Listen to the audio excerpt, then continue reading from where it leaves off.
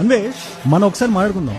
ఒక రోజుకి మించి నేను నా వీడియో డౌన్ చేసి మళ్ళీ రీఅప్లోడ్ చేయనంటే నా ఫ్యామిలీ నమ్మలేదు, నా ఫ్రెండ్స్ నమ్మలేదు. నువ్వు పెట్టేస్తావు అంటున్నా, నేను కాదండి నాకు చెప్తున్నారు, నాకు నువ్వు పెట్టేస్తావు వీడియో అని. మరి ఇంత ఇదిగా నా గురించి తెలుసుకున్నానని చెప్పి నువ్వెలా నమ్మావు? నువ్వు నీకు నా గురించి ఏం తెలుసు అని చెప్పావు? నువ్వు ఐఏఎస్ ఆఫీసర్స్ కొడుకులు ఏం పనులు చేశాను నేను?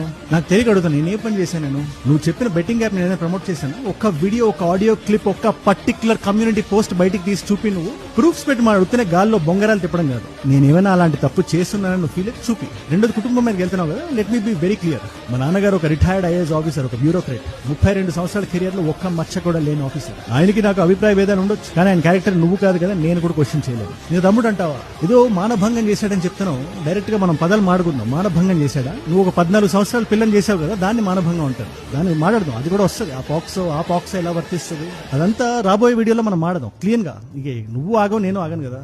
నా మొండి పట్టుదల గురించి నీకు ఇంకా ఐడియా లేనట్టుంది, బట్ స్టిల్ చెప్తా.